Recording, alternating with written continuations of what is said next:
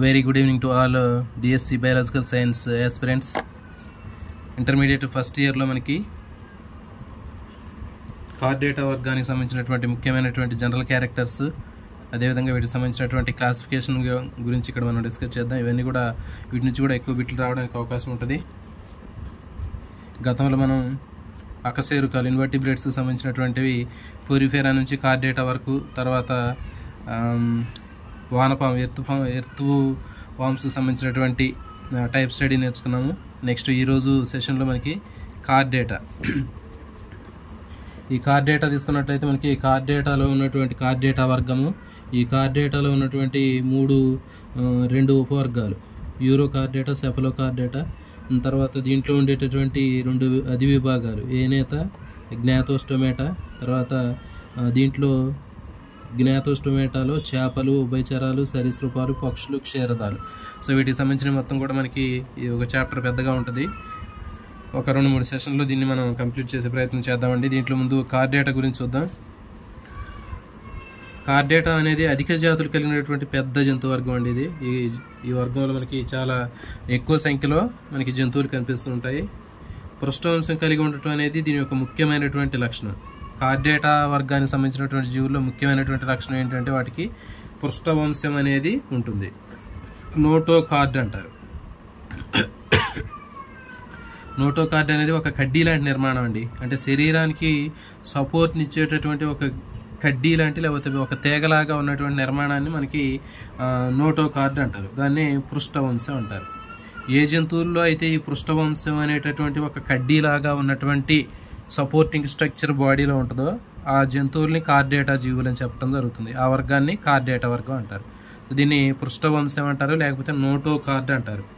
ఇది గట్టిగా ఒక స్ట్రింగ్ లాగా, తీగలాగా, కడ్డీలాగా ఉండి శరీరానికి ఇంటర్నల్గా ఉన్నటువంటి అవయవాలు మొత్తాన్ని మజిల్స్ అటాచ్మెంట్ కోసం ఉపయోగపడుద్ది. తర్వాత బాడీకి సపోర్ట్ కోసం ఉపయోగపడుతూ ఉంటుంది. దాన్ని పృష్ఠవంశం అంటారు, నోటోకార్డ్. మరి ఇది ప్రధానమైనటువంటి లక్షణం. కార్డేటా జీవుల్లో మొట్టమొదటి మనం చూసేటటువంటి ముఖ్య లక్షణం ఏంటి అంటే నోటోకార్డు లేదా పృష్ఠవంశం ఉండటం అనేది ప్రధానమైనటువంటి లక్షణం. అయితే ఈ పృష్ఠవంశం నోటోకార్డ్ అనేది ఈ కార్డేటా జంతువుల్లో కొన్నింట్లో లైఫ్ లాంగ్ ఉంటుంది. అంటే ప్రారంభ దశ నుంచి, అంటే శిశు దశ నుంచి ప్రౌఢ దశ వరకు కూడా కంప్లీట్గా లైఫ్ లాంగ్ ఉంటుంది. కానీ కొన్నింట్లో మాత్రం ఏదో ఒక దశలో మాత్రం కనిపించింది. అంటే కొన్ని డెంబకా దశలో అయినా కనిపించవచ్చు. కాబట్టి ఈ విధంగా మనకి ఈ పృష్ఠవంశం అనేది లైఫ్ లాంగ్ ఉంటుంది కొన్నింట్లో, లేకపోతే ఏదో ఒక దశలో కనిపించింది. అంటే ఫర్ ఎగ్జాంపుల్ ఒక లార్వా స్టేజ్ ఉందనుకోండి, ఆ లార్వా స్టేజ్లో మనకి కనిపించవచ్చు. ప్రౌఢ దశలో ఈ పృష్ఠవంశం అనేది ఉండదు. కాబట్టి ఒకటే గుర్తుపెట్టుకోండి, పృష్ఠవంశం అనేది కార్డేటా జీవుల్లో కంపల్సరీగా ఏదో ఒక దశలో కనిపించింది. అంటే పిండాభివృద్ధి దశలో ఉండవచ్చు, లేకపోతే లార్వా దశలో ఉండవచ్చు, లేకపోతే కంప్లీట్గా ఆ జీవి చనిపోయే వరకు కూడా ఉండవచ్చు. ఇది పృష్ఠవంశం. సక్సేరుకాలన్నీ కూడా ప్రీ కేంబ్రియన్ కాలంలో ఇకైనోడెర్మిటా డెంబకాల్ లాంటి పూర్వీకుల నుంచి ఉద్భవించాయని విశ్వసిస్తున్నారు. ఆరిక్యులేరియా లార్వా అని చెప్పిన ఇక్కడ ఇకైనోడెర్మిటాకు సంబంధించినటువంటి ఆరిక్యులేరియా అనేటటువంటి డెంబకం నుంచి మనకి కార్డేటా జీవులు వచ్చినట్లుగా మనకి అర్థమవుతుందండి, గుర్తుపెట్టుకుని. కాబట్టి ఈ సక్సేరుకాలన్నీ కూడా ప్రీ కేంబ్రియన్ కాలంలో ఇకైనోడెర్మిటా డెంబకాల నుంచి వచ్చాయి. ఇది గుర్తుపెట్టుకోండి. కార్డేటా జీవులు ఏ జీవుల నుంచి ఉద్భవించాయి అని అడిగితే ఇకైనోడెర్మిటా వర్గానికి చెందినటువంటి ఆరిక్యులేరియా లార్వా నుంచి ఉద్భవించినట్లుగా మనం గుర్తుపెట్టుకోవచ్చు. ఇది ఇంపార్టెంట్.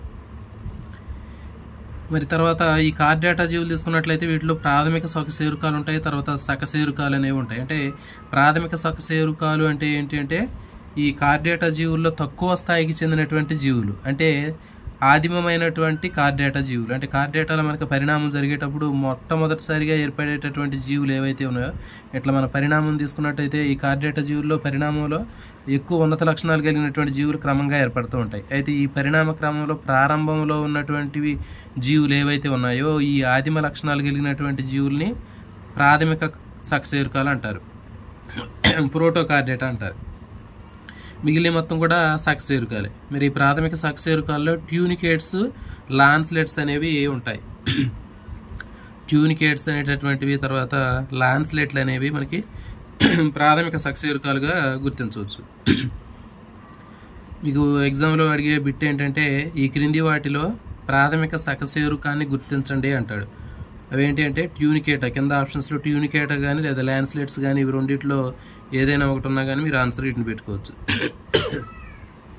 తర్వాత సకశేరుకాలు తీసుకుంటే సైక్లోస్టోమేటా, చేపలు, ఉభయచరాలు, సరీసృపాలు, పక్షులు, క్షీరదాలు, ఇవన్నీ కూడా సకశేరుకాలు. అంటే ఇవి ప్రాథమిక సకశేరుకాలు అయితే ఇవి తర్వాత అభివృద్ధి చెందినటువంటి సకశేరుకాలు చెప్పొచ్చు. అయితే వీటిలో కొన్ని జలచర జీవులు ఉంటాయి. ఫర్ ఎగ్జాంపుల్ చేపలు కానివ్వండి, ఉభయచరాలు, కప్పలు కానివ్వండి, ఇవన్నీ ఆక్వాటిక్ యానిమల్స్. కొన్ని ఉభయచరాలు చెప్పాం కదా మనం. యాంఫీబియన్స్ తీసుకున్నట్లయితే కప్ప లాంటివి ఉభయచరాలు, అంటే ఇటు భూమి మీద నీటిలో రెండిట్లో నివసిస్తూ ఉంటాయి. తర్వాత వీటి పరిమాణం, శరీర ఆకృతిని బట్టి ఇవి పోలికలను కనిపిస్తుంటాయి. తర్వాత సకశేరుకాల్లో అన్నింటిలో అతిపెద్దది ఏది అంటే సముద్ర క్షీరమైనటువంటి నీలి తిమింగలం, బెలనాప్టెరా మస్క్యులస్. ఇంపార్టెంట్ అండి, ఇది గుర్తుపెట్టుకుంటే అతిపెద్ద సకశేరుకాన్ని గుర్తించండి అంటారు. అతిపెద్ద సకశేరుకం ఏది అంటే బెలనాప్టెరా మస్కులస్ అనేటటువంటి నీలి తిమింగలం, బ్లూ వేల్ అండి అతిపెద్దది. తర్వాత రెండవ స్థానంలో ఉన్నటువంటి తిమింగల షార్క్ ఏది అంటే రైనోడాన్ టైపస్. సో ఈ తిమింగలం అనేటటువంటిది షార్కు రెండవ పెద్ద జీవి. కాబట్టి గుర్తుపెట్టుకుంటే అతిపెద్ద జీవిని గుర్తించండి అంటే బెలనాప్టెరా మస్కులస్ అనే ఆన్సర్ పెట్టాలి. రెండవ పెద్ద జీవి ఏది అంటే మనకి రైనోడాన్ టైపస్. ఇవి నీటిలో ఉండేవి. అదే భూమి మీద నివసించే జంతువుల్లో పెద్దది ఏది అంటే ఎలిఫెంట్, ఏనుగు. ఇదండి దీనికి సంబంధించినటువంటిది. ఇక్కడ మీరు కార్డేటాకు సంబంధించినటువంటి వేటి నుంచి వచ్చాయి అంటే ప్రాథమిక సకశేరు, ఇవి కైనోడెర్మటా జీవులకు సంబంధించినటువంటి ఆరిక్లేరియా లార్వా నుంచి వచ్చాయి. తర్వాత వీటిలో కంపల్సరీగా కడ్డీ లాంటి నిర్మాణం ఉంటుంది సపోర్టివ్ కోసం. కొన్నిట్లో జీవితాంతం ఉండొచ్చు, లేకపోతే కొన్నిట్లో లార్వా స్టేజ్లోనే ఉండొచ్చు, పిండ దశలో ఉండొచ్చు. సో ఇది దీనికి సంబంధించింది. తర్వాత మరి ఇప్పుడు ముఖ్యమైనటువంటి లక్షణాల గురించి నేర్చుకుందాం. ఇక్కడ కార్డేటాలో ఉండే ముఖ్యమైనటువంటి లక్షణాల్లో మనకి పృష్ఠవంశం, నోటోకార్డ్ అని చెప్పాం. ఇది పృష్ఠ మధ్య రేఖ మీద ఆహార నాళానికి, పృష్ఠనాడీ దండానికి మధ్య ఉన్నటువంటి ఒక స్థితిస్థాపకంగా ఉన్నటువంటి కడ్డీ లాంటి నిర్మాణం. అంటే ఫర్ ఎగ్జాంపుల్ మనం ఒక ఊహాజనితమైనటువంటి జీవిని తీసుకున్నట్లయితే, కార్డేటా జీవిని తీసుకున్నట్లయితే దీంట్లో ఫర్ ఎగ్జాంపుల్ ఇది జీర్ణ వ్యవస్థ, ఇది జీర్ణ వ్యవస్థ, ఇది ఇట్లా పాయువు ఉంటుంది, ఇది నోరు, ఇది పాయువు. అయితే ఇది ఇక్కడ తర్వాత ఆహార నాళానికి, పృష్ఠనాడీ దండానికి పైన ఇట్లా మనకి ఇది నాడీ దండం, మనకి నాడీ దండం ఉంటుంది కదా, వెన్నుముకలో ఉన్నటువంటి వెన్నుపాము, ఈ నాడీ దండం. ఈ నాడీ దండానికి తర్వాత ఆహార నాళానికి మధ్యలో ఉన్నటువంటి నిర్మాణాన్ని మనకి పృష్ఠవంశం అంటారు. సో ఇది చాలా చాలా ఇంపార్టెంట్, గుర్తుపెట్టుకోండి. ఈ పృష్ఠవంశము పైన ఏముంటుంది, కింద ఏముంటుంది అని అడుగుతాడు. పైన పృష్ఠ నాడీ దండం ఉంటుంది, పృష్ఠ భాగంలో ఉంది కాబట్టి ఇది పృష్ఠ నాడీ దండం. మనం ఇక అకశేరుకాలు తీసుకున్నాం. మొన్న వానపాము గురించి నేర్చుకున్నప్పుడు వానపాములో ఉదర నాడీ దండం ఉంటుందని చెప్పే, ఇట్లా నాడీ దండము, నాడీ సందులు ఇట్లా ఉంటాయని చెప్పే, ద్విఉదర నాడీ దండం. తర్వాత బొద్దింకలో కూడా మనకి ఇట్లా ఉదర నాడీ దండం ఉంటుందని చెప్పాం. కానీ సకశేరుకాల్లో మాత్రం పృష్ఠ నాడీ దండం ఉంటుందండి, అంటే శరీరానికి పై భాగంలో ఉంటుంది, పృష్ఠ భాగంలో. కానీ అకశేరుకాల్లో మాత్రం ఉదర తలంలో ఉంటుంది, అందుకే దాన్ని ఉదర నాడీ దండం అన్నారు. సో కాబట్టి పృష్ఠవంశం అనేది ఈ క్రింది వాటి మధ్యలో ఉంటుంది అని అడుగుతాడు. దేని మధ్య ఉంటుందంటే పైన ఉన్నటువంటి పృష్ఠనాడీ దండానికి, కింద ఉన్నటువంటి ఆహార నాళానికి మధ్యలో ఉంటుంది. సో ఇది ఆన్సర్ అండి, గుర్తుపెట్టుకోండి, ఇంపార్టెంట్. పృష్ఠవంశం. పిండదశలో కనిపించేటటువంటి మొట్టమొదటి అస్థిపంజర భాగం ఏది అని అడుగుతాడండి. ఇది పృష్ఠవంశం. చెప్పాం కదా, పృష్ఠవంశం అనేది ఒక కడ్డీలాగా ఉండి, స్కెలిటన్ లాగా ఉండి, సపోర్టింగ్ స్ట్రక్చర్ లాగా ఉంటుందని చెప్పాం. సో కాబట్టి మరి పిండదశలో ఇది పిండదశలో కనిపించేటటువంటి మొట్టమొదటి అంతరాస్థి పంజర భాగం అండి ఇది. ఇది పృష్ఠవంశ మధ్య త్వచ నుంచి ఏర్పడుతుంది, కార్డా మీసోడర్మ్ నుంచి ఏర్పడుతుంది. ఇది ఎట్లాంటి ఇంపార్టెంట్ అండి. పృష్ఠవంశం అనేది నోటోకార్డ్ ఈ క్రింది భాగం నుంచి ఏర్పడుతుంది అంటాడు. సో కాబట్టి పృష్ఠవంశ మధ్యస్థత్వం, కార్డా మీసోడర్మ్ అంటారండి, మధ్యస్థత్వం నుంచి ఏర్పడుతుంది. సో దీన్ని మనకి గుర్తుపెట్టుకోవడానికి ఏంటంటే మనం చెప్పాం ఆల్రెడీ, పైన మనకి పృష్ఠనాడీ దండం ఉంటుందని చెప్పాం, కింద ఆహార నాళం ఉంటుందని చెప్పాం. ఈ రెండింటికి మధ్యలో ఉన్నటువంటి నిర్మాణమే మనకి పృష్ఠవంశం అని చెప్పాం. సో కాబట్టి పృష్ఠవంశం అనేది మధ్య త్వచం నుంచి ఏర్పడుతుందని గుర్తుపెట్టుకోవచ్చు. అంటే రెండింటికి మధ్యలో ఉంది కదా, పైన ఉన్నటువంటి పృష్ఠ నాడీ దండానికి, కింద ఉన్నటువంటి ఆహార నాళానికి మధ్యలో ఉంది కాబట్టి మధ్య త్వచం అని గుర్తుపెట్టుకోండి, ఇది ఇంపార్టెంట్. పృష్ఠవంశం దేని నుంచి ఏర్పడుతుందంటే మధ్యస్థత్వం నుండి. పృష్ఠవంశే మధ్యస్థత్వము లేదా పృష్ఠవంశ బహిస్థత్వము, పృష్ఠవంశ అంతస్థత్వం అని అడుగుతాడు. కాబట్టి పృష్ఠవంశం మధ్యస్థత్వం నుంచి ఏర్పడుతుంది. తర్వాత దీని నిర్మాణం తీసుకున్నట్లయితే అంతర్భాగంలో రిక్తికాయిత కణాలు ఉంటాయి, వ్యాక్యులేటెడ్ సెల్స్ ఉంటాయండి. లోపల మన ఇంటర్నల్ స్ట్రక్చర్ తీసుకున్నట్లయితే రిక్తికాయిత పృష్ఠవంశ కణాలు ఇట్లా కనిపిస్తుంటాయి. రిక్తికలు ఉన్నటువంటి పృష్ఠవంశ కణాలు కనిపిస్తూ ఉంటాయి ఇక్కడ మనకి. లోపల దీన్ని ఆవరిస్తూ లోపల వైపున మందమైనటువంటి తంతుయుతమైనటువంటి కణజాల పొర ఉంటుంది. ఇది చూడండి, ఇవి రిక్తికాయిత పృష్ఠవంశ కణాలు. దానిపైన తంతువులతో తయారైనటువంటి సంయోజక కణజాలం ఉంది. దానిపైన స్థితిస్థాపక సంయోజక కణజాలం అనేది కనిపిస్తూ ఉంటుంది. ఫైబ్రస్ కనెక్టివ్ టిష్యూ, ఇది ఎలాస్టిక్ కనెక్టివ్ టిష్యూ ఉంది. సో ఇది ఇంపార్టెంట్, గుర్తుపెట్టుకోండి. ఇక చూడండి, స్థితిస్థాపక సంయోజక కణజాలం, elastic connective tissue outer side. తర్వాత ఫైబ్రస్ కనెక్టివ్ టిష్యూ మధ్యలో ఉండేటటువంటిది తంతుయుత సంయోజక కణజాలం. ఇది దీని మీద కూడా బిట్టాడుకోవచ్చు అండి. పృష్ఠవంశాన్ని ఆవరించి ఉన్నటువంటి పొరల్లో వరుస క్రమాన్ని గుర్తించండి అంటాడు. లోపల నుంచి వరుస క్రమాన్ని గుర్తించండి, లేకపోతే బయట నుంచి వరుస క్రమాన్ని గుర్తించండి అంటే బయట స్థితిస్థాపక సంయోజక కణజాలం, బయట ఎలాస్టిక్ కనెక్టివ్ టిష్యూ. తర్వాత మధ్యలో ఉండేటటువంటి పొర ఫైబ్రస్ కనెక్టివ్ టిష్యూ, తంతుయుత సంయోజక కణజాలం. అన్నిటికంటే లోపల ఉండేది పృష్ఠవంశ కణాలు, నోటోకార్డ్ సెల్స్. సో కాబట్టి ఇవి గుర్తుపెట్టుకోండి. ఈ ఆర్డర్ బయట నుంచి అయినా అడగవచ్చు, లోపల నుంచి అయినా కానీ ఆర్డర్ అడగవచ్చు.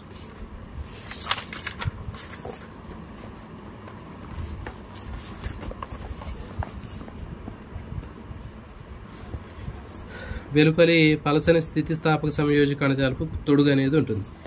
నెక్స్ట్ ఇది లాన్స్లెట్స్ సైక్లోస్టోమేటాలో జీవితాంతం ఉంటుంది. ఎసిడియన్స్లో టాడుపోలు డెంబకం తోకలో మాత్రమే కనిపిస్తూ ఉంటుంది. చూడండి, మనకి ఇక్కడ మనకి ఈ చెప్పాము మనం, ఈ పృష్ఠవంశం అనేటటువంటిది కడ్డీలాగా ఉన్నటువంటి పృష్ఠవంశము కొన్నిట్లో జీవితాంతం ఉండవచ్చు అని చెప్పాము, లేకపోతే ఏదైనా ఒక పిండ దశలో కానీ లేకపోతే లార్వా స్టేజ్లో కానీ ఉంటుందని చెప్పాము. అయితే ఇక్కడ లాన్స్లెట్స్ తీసుకున్నట్లయితే సెఫలోకార్డేటా అంటారు.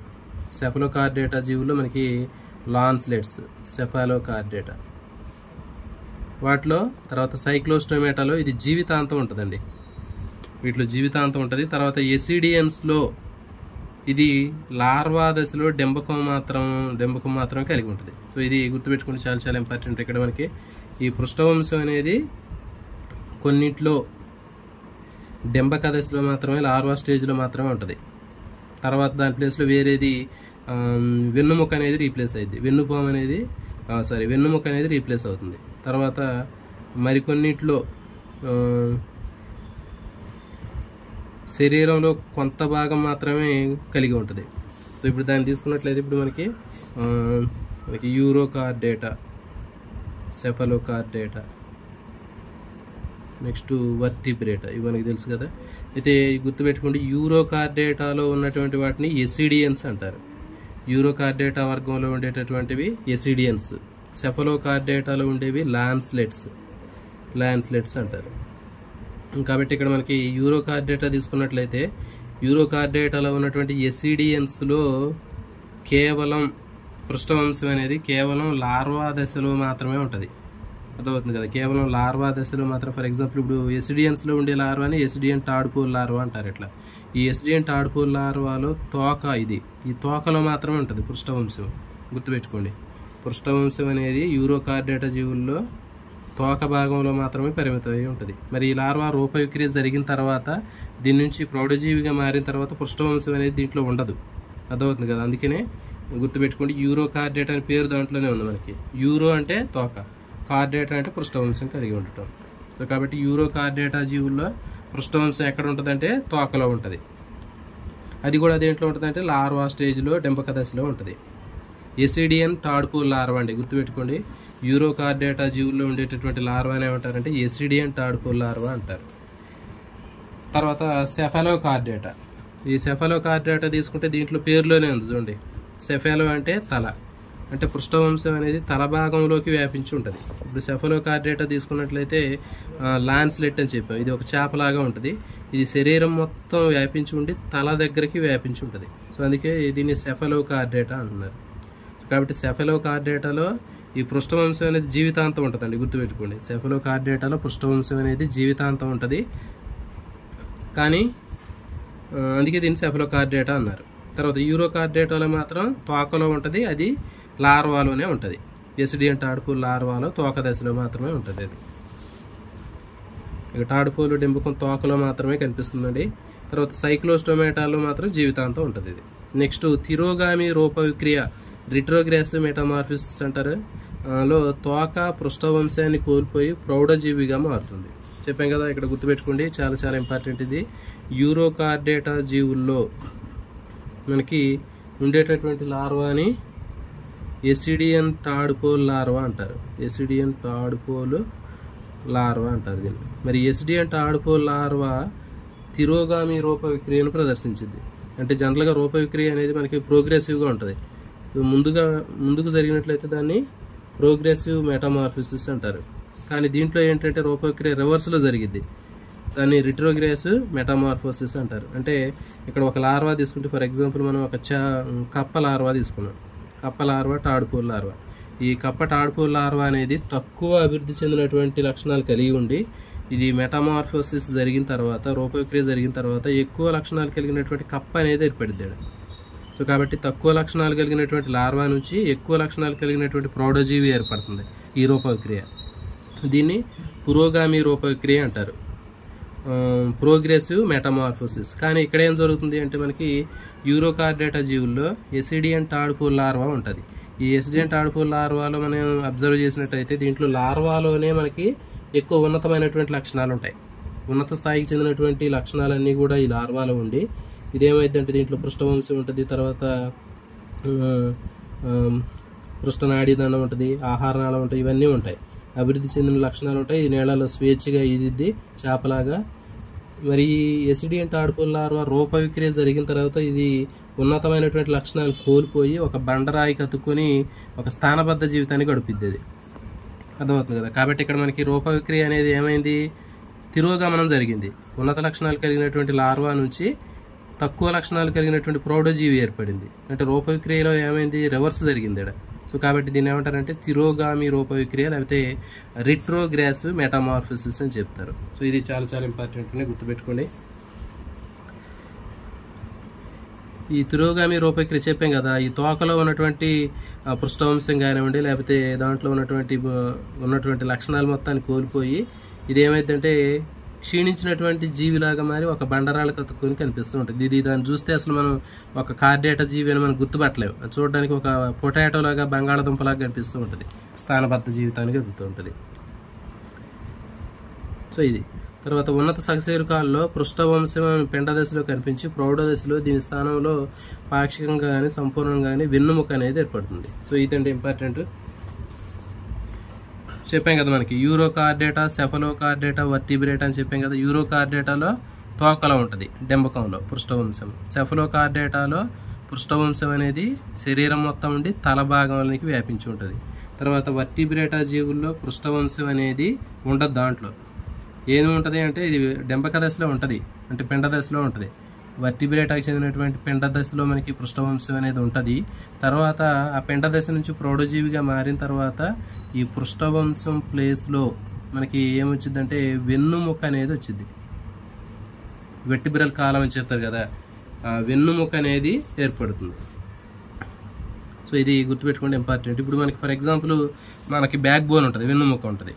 ఆ వెర్టిబ్రల్ కాలం లేకపోతే వెన్నుముక ఏదైతే ఉందో అది దేనికి సంబంధించింది అంటే మనకి అది పిండదశలో ఉన్నటువంటి పృష్ఠవంశానికి సంబంధించినటువంటిది. అంటే పిండదశలో ఉన్నటువంటి పృష్ఠవంశమే తర్వాత మనం ప్రౌఢజీవులుగా మారిన తర్వాత పిండాభివృద్ధి అయిపోయిన తర్వాత అది వెన్నుముకగా మారుతుంది. అది సో ఇది ఇంపార్టెంట్. ఇది అయినప్పటికీ కూడా మనకి ఇప్పుడు ఈ పృష్ఠవంశానికి సంబంధించినటువంటి అవశేష భాగాలు అనేవి పల్పోసిసి, న్యూక్లియో పల్పోసిసి అనేటటువంటి రూపంలో ఉంటాయండి, గుర్తుపెట్టుకోండి. ఇది ఇప్పుడు మనకి వెన్నుముకలో ఉన్నటువంటి వెన్నుపూసలు కనిపిస్తూ ఉంటాయి. ఇట్లా ఈ వెన్నుపూసల్లో ఒక వెన్నుపూస ఇంకొక వెన్నుపూసను కలుపుతూ మనకి ఇంటర్వర్టిబ్రల్ డిస్క్స్ అనేవి ఉంటాయి, కశేరు చక్రికలు అంటారు. అంతర్కశేరు చక్రికలు అనేవి ఒక వెన్నుపూసని ఇంకొక వెన్నుపూసను కలుపుతూ ఉంటాయి. ఆ కలిపేటటువంటి వెన్నుపూసల్లో మనకి వీటికి సంబంధించినటువంటి అవశేషాలు ఉంటాయి. అంటే పృష్ఠవంశానికి సంబంధించినటువంటి అవశేషాలు అనేవి దీంట్లో మనకు కనిపిస్తూ ఉంటాయి. సో ఇది ఇంపార్టెంట్, గుర్తుపెట్టుకోండి. సకశేరుకాల్లో అంతర్కశేరు చక్రికలు ఇంటర్వర్టిబ్రల్ డిస్క్స్ అనేవి దేనికి సంబంధించినటువంటి అవశేష అవయవాలు అని అడుగుతాడు. కాబట్టి ఇది పృష్ఠవంశము నోటోకార్డుకు సంబంధించినటువంటి అవశేష అవయవం. అంటే దాన్ని బట్టి మనకు అర్థమవుతుంది ఇది వెన్నుముక అనేది మనకి దేని నుంచి వచ్చింది అంటే పృష్ఠవంశం నుంచి వచ్చిందని అర్థమవుతుంది. నెక్స్ట్ ఇది పృష్ఠవంశం అండి. తర్వాత పృష్ఠ నాళికాయుతమైనటువంటి పృష్ఠనాడీ దండం. మరి ఇది చూడండి, పృష్ఠవంశానికి పైన ఇది పేరులోనే ఉంది, పృష్ఠ అంటే పైన, నాళికాయుత అంటే గొట్టం, నాడీ దండం అంటే ఏంటి, నాడీ వ్యవస్థ. ఇది చూడండి మనకి ఈ పై భాగంలో కనిపిస్తూ ఉంటుంది. నాళికాయుత పృష్ఠనాడీ దండం అంటే చెప్పామన్నట్లు శరీరంలో మనకి దీంట్లో 3 ముఖ్యమైన భాగాలు ఉంటాయి. కింద ఆహార నాళం అని చెప్పాము, మధ్యలో పృష్ఠవంశం అని చెప్పాము, దీనికంటే పైన ఉండేటటువంటిది నాడీ దండం. ఈ నాడీ దండం అనేది పృష్ఠ భాగంలో ఉంది కాబట్టి పృష్ఠనాడీ దండం. ఇది గొట్టం లాగా ఉంటుంది, అంటే లోపల స్పేస్ ఉంటుంది మనకి. ఇంకు రీఫిల్లో లేకపోతే ఒక పైపు లోపల ఖాళీ స్పేస్ ఎట్లా ఉంటుందో అట్లా ఉంటుంది. అందుకే దీన్ని నాళికాయుత పృష్ఠనాడీ దండం అంటున్నారు.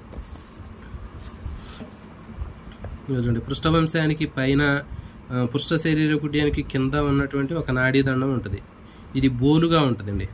తర్వాత నాళంలాగా ఉంటుంది, ద్రవంతో నిండి ఉంటుంది. సో దీని మీద బిట్టు కూడా మీకు ఎట్లా అడుగుతారంటే సకశేరుకాల్లో ఉన్నటువంటి నాడీ దండం యొక్క లక్షణాన్ని గుర్తించండి అంటాడు, లేకపోతే కానిటువంటి లక్షణాన్ని గుర్తించండి అంటాడు. దానికి ఆప్షన్ ఏంటంటే పృష్ఠ శరీర కుడ్యానికి కింద ఉంటుంది, ఫస్ట్ ఆప్షన్ రైటే. తర్వాత ఇది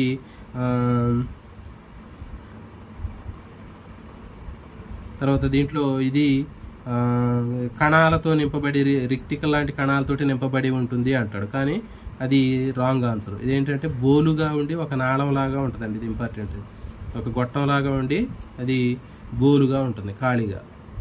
దాంట్లో ఏంటంటే ఇది ఒక ద్రవంతో నింపబడి ఉంటుంది, ఇది కూడా రైట్. సో ఇట్లా మనకి గుర్తుపెట్టుకోండి, ఇది ఒక tube like structure, hello tube like structure. ఇది పైన పృష్ఠ శరీర కుడ్యం ఉంటుంది, పైన పృష్ఠ శరీర కుడ్యం, దానికి కింద పృష్ఠవంశం ఉంటుంది. సో ఇట్లా గుర్తుపెట్టుకోండి, దానికి పైన ఏముంది కింద ఏముంది అనేటటువంటి భాగాలు గుర్తుపెట్టుకోవాలి.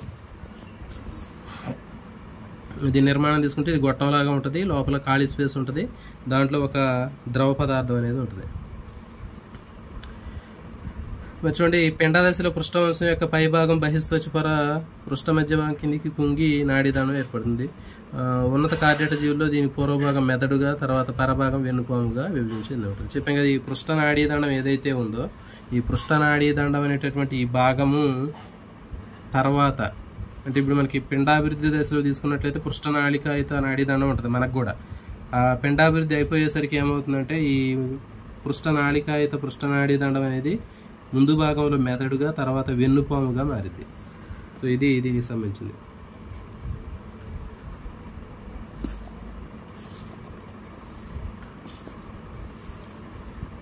చూడండి, ఇక్కడ దీనికి కన్ఫ్యూజ్ కాకుండా ఉండండి. ఇక్కడ దీనికి ఏంటి అంటే ఇక్కడ మనం చెప్పాము, మనం పృష్ఠవంశం అనేటటువంటిది ఇప్పుడు మనం వెన్నుముక తీసుకున్నామండి. ఇది వెన్నుముక. ఈ వెన్నుముక అనేది ఏంటంటే పృష్ఠవంశానికి సంబంధించింది. ఈ వెన్నుముకలో ఉన్నటువంటి కశేరు నాడీ దండము, వెన్నుపాము అనేది పృష్ఠ నాళికాయుత నాడీ దండానికి సంబంధించింది. సో ఇది ఎట్లా గుర్తుపెట్టుకోండి. అంటే పిండదశలో కానీ లేకపోతే ఎంబ్రియోనిక్ స్టేజ్లో ఉన్నప్పుడు పృష్ఠవంశం ఉంటుంది, తర్వాత నాళికాయుత పృష్ఠ నాడీ దండం ఉంటుంది. ఆ పిండదశ అయిపోయిన తర్వాత ఈ పృష్ఠవంశం అనేటటువంటిది ఎట్లా మారిద్ది అంటే వెన్నుముకగా మారిద్ది. చెప్పాం కదా, వెన్నుముకగా మారిద్ది. ఇది వెన్నుముకగా మారినప్పుడు ఈ పృష్ఠ నాళికాయుత నాడీ దండం దేనిలాగా మారిద్ది అంటే ఈ వెన్నుముకలో ఉన్నటువంటి వెన్నుపాములాగా మారిద్ది. అంటే వెన్నుపాము తర్వాత పైన ఉన్నటువంటి మెదడు. సో ఇది మెదడు వెన్నుపాములు దేనికి సంబంధించినవి అంటే నాళికాయుత పృష్ఠ నాడీ దండానికి సంబంధించిన భాగాలు ఇవి. నెక్స్ట్ మూడవది గ్రసని మొప్పచీలిక రంధ్రాలు లేదా మొప్పచీలికలు లేదా రంధ్రాలు. దీన్ని తీసుకున్నట్లయితే గ్రసని పార్శ్వ భాగంలో మనకి పక్కన కొన్ని రంధ్రాలు లేదా చీలికలు లాంటి భాగాలు కనిపిస్తూ ఉంటాయి. ఇప్పుడు ఫర్ ఎగ్జాంపుల్ చేప తీసుకున్నాం అనుకోండి, ఇక్కడ మనకు కనిపిస్తుంది కదా, ఈ నమూనా సకశేరుక జీవి తీసుకున్నట్లయితే, నమూనా కార్డినేటా జీవి తీసుకుంటే శరీరానికి పార్శ్వ భాగాల్లో మనకి ఇట్లా రంధ్రాలు లాంటివి కనిపిస్తూ ఉంటాయి. సో వీటిని ఏమంటారంటే మొప్ప చీలికలు అని పిలుస్తారు. ఫ్యారింజియల్ గిల్స్ లేదా గిల్స్ లెఫ్ట్స్ లేకపోతే గిల్ స్లిట్స్ అంటారు, క్లెఫ్ట్స్ అని కూడా పిలుస్తారు. సో వీటి ద్వారా ఏంటంటే నీరు ఇట్లా ఇది తాగినటువంటి నీరు తీసుకుంటే నోట్లోంచి ఈ గ్రసని దగ్గర ఉన్నటువంటి మొప్ప చీలిక రంధ్రాల నుంచి ఇవి మళ్ళీ నీళ్ళు బయటకు వస్తూ ఉంటుంది ఇట్లా. సో కాబట్టి ఇప్పుడు మనం గుర్తుపెట్టుకుంటే చేపలో కూడా ఇంతే ఉంటుంది కదా, చేపలో ఇది చేప అనుకుంటే నీళ్ళు ఇట్లా లోపలికి పోయిన తర్వాత ఇక్కడ ఉన్నటువంటి మొప్ప చీలిక రంధ్రాలు ఉంటాయి కదా, ఈ రంధ్రాల నుంచి నీరు బయటకు వస్తుంది. సో కాబట్టి ఆ మొప్పలో ఉన్నటువంటి రంధ్రాలనే మొప్ప చీలికలు అంటారండి. అంటే ఇది మొప్ప అనుకుంటే మనకి ఇట్లా మొప్పలు మనకి ఇట్లా ఉంటాయి. ఆ మొప్పలు ఎక్కడ ఉంటాయి అంటే మొప్ప చీలికల లోపల ఉంటాయి ఇట్లా. ఇవి మొప్ప చీలికలు, వీటిలో మనకి మొప్పలు అనేవి కనిపిస్తుంటాయి.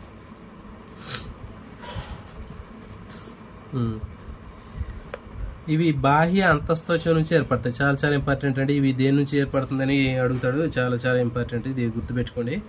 గ్రసని మొప్ప చీలికలు వేటి నుంచి ఏర్పడతాయి అంటే బాహ్య అంతఃత్వచం నుంచి ఏర్పడతాయి. అంటే బాహ్య అంతఃత్వచం నుంచి ఎట్లా ఏర్పడతాయి అంటే ఇది బాహ్య త్వచము, ఇది అంతఃత్వచం. ఈ బాహ్య త్వచం అంతర్వలనం చెందటం వల్ల, అంతఃత్వచం బహిర్వలనం చెందటం వల్ల ఈ రెండు కూడా కలిసిపోయి ఏమవుతుందంటే ఒక పౌచ్ లాంటివి ఏర్పడతాయి. ఇదిగోండి, అంతర్వర్తనం అంటే ఇట్లా ఉన్నటువంటి పొర ఇట్లా లోపలికి సింక్ అయ్యిద్ది, ఇది అంతర్వర్తనం.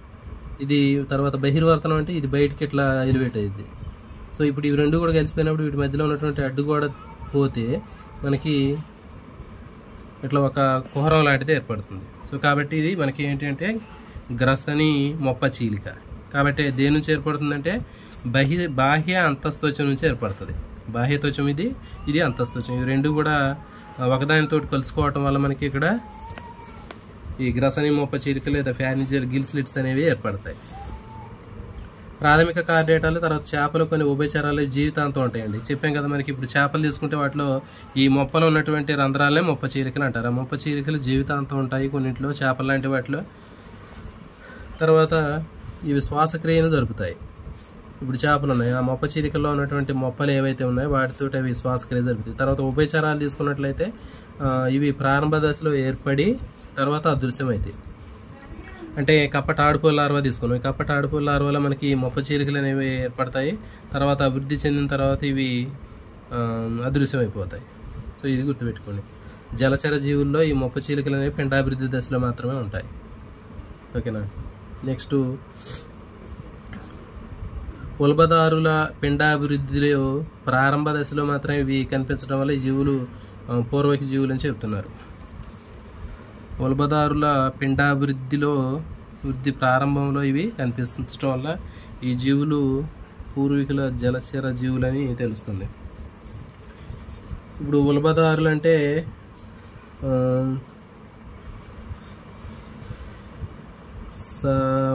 సరీసృపాలు, పక్షులు, క్షీరదాలు, ఇవన్నీ కూడా ఆమ్నియేట్స్, ఉల్బదారులు. సరీసృపాలు, పక్షులు, క్షీరదాలు. సో ఇవన్నీ కూడా ఉల్బదారులు. అంటే వీటిలో ఉల్బం అనేటటువంటి పిండత్వచం ఉంటుంది కాబట్టి వాటిని ఉల్బదారులు, ఆమ్నియేట్స్ అంటున్నారు. వీటి పిండాభివృద్ధిలో ఇది కనిపిస్తుంది. ఓకేనా. ఏం కనిపించింది అంటే ఈ గ్రసని మొప్ప చీలికలు ఈ ఉల్బదారుల యొక్క పిండాభివృద్ధిలో కనిపిస్తుంది. కానీ ప్రౌఢజీవులుగా మారిన తర్వాత ఈ గ్రసని మొప్ప చీలికలు అనేవి కనిపించవు.